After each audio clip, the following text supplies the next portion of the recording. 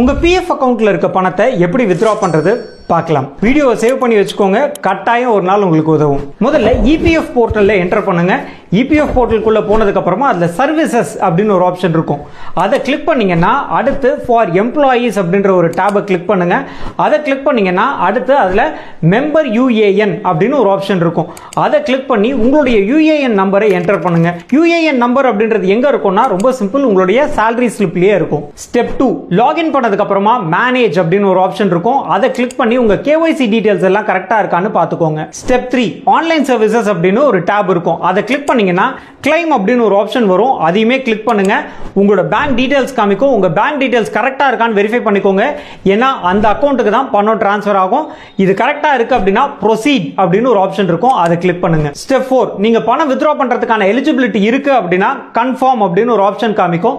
அதையுமே கிளிக் பண்ணுங்க. Step 5, form submit பண்ண வேண்டியிருக்கும். இதுக்கான ஃபார்ம் 31. அதுலயே உங்களுக்கு ஆப்ஷன் காமிக்கும். அதை நீங்க கிளிக் பண்ணி பார்ஷியல் வித்ட்ராவல் பண்ண முடியும். ஸ்டெப் 6, கெட் ஆதார் ஓடிபி அப்படின்னு ஒரு ஆப்ஷன் இருக்கும். அதை கிளிக் பண்ணீங்கன்னா உங்களுடைய மொபைல் நம்பருக்கு ஓடிபி வரும். அதையும் என்டர் பண்ணீங்கன்னா ப்ராசஸ் முடிஞ்சிருச்சு. கடைசியா ப்ராசஸ் முடிஞ்ச உடனேவே பணம் வித்ட்ரா பண்ணதுக்கான பிடிஎஃப் கன்ஃபர்மேஷன் வரும். அதையுமே ஃபர்தர் ரெஃபரன்சஸ்க்காக சேவ் பண்ணி வச்சுக்கோங்க. உங்க நண்பர்களுக்கும் இந்த வீடியோ ஷேர் பண்ணுங்க, கட்டாயமா அவங்களுக்குமே உபயோகரமா இருக்கும்.